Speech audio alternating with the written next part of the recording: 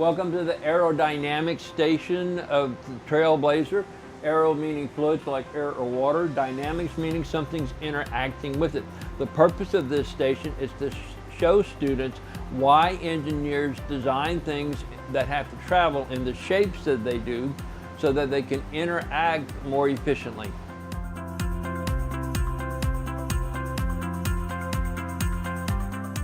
Okay, so our first exhibit at Aerodynamics are our wind tunnels. If you were an engineer designing planes, trains, boats, cars, motorcycles, skateboards, surfboards, any kind of vehicle, before you make a lot of them, you want to make sure they move the way you want them to.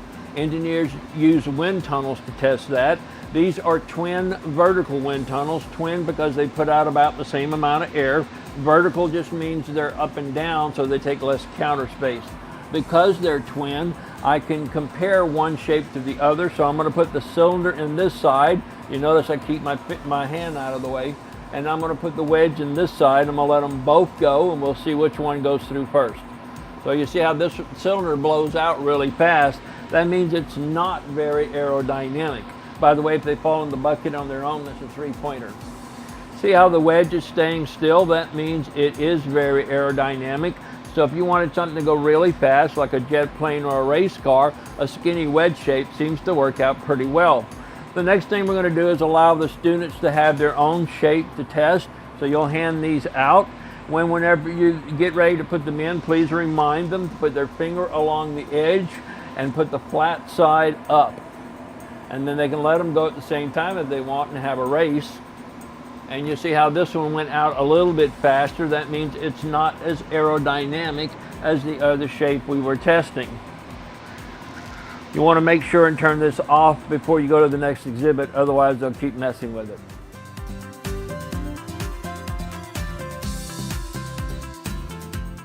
Our next exhibit, called the Airfoil, is about the Bernoulli principle and why airplanes are able to get off the ground. Have you ever wondered how those big heavy things can fly?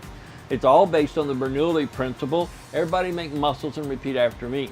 Slower is stronger. Faster is wimpier.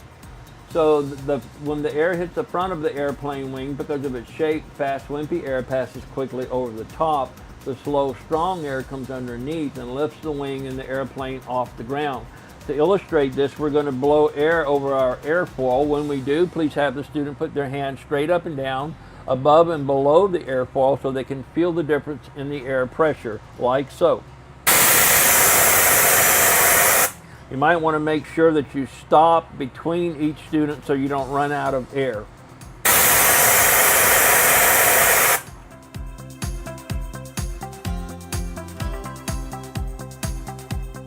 This is our Tacoma Narrows Bridge exhibit. The Tacoma Narrows Bridge was built in 1940 at a cost of $6 million.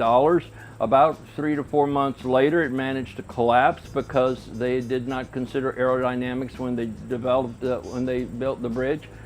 You will see an older guy on there that's balding. He is a professor of engineering from Germany that they sent down there to do a study on the bridge to understand why it was moving so much. While he was there, it managed to break down.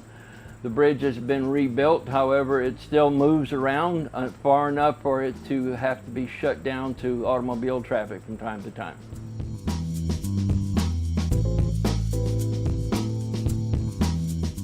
Okay, so this exhibit also relates back to Bernoulli. We have fast air hitting the bottom of this little beach ball, but something's pushing back down or would hit the ceiling.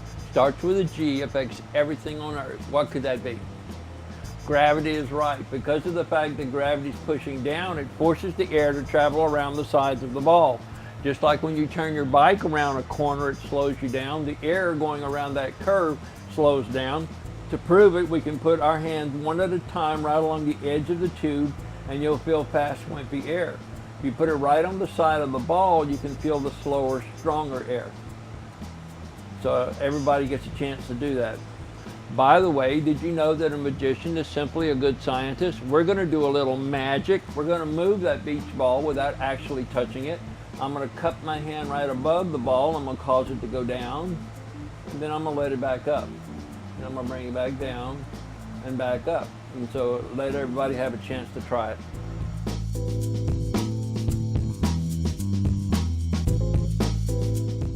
Okay, so the last exhibit is our green screen, which technically should belong to weather, but because of its location, we make it part of aerodynamics.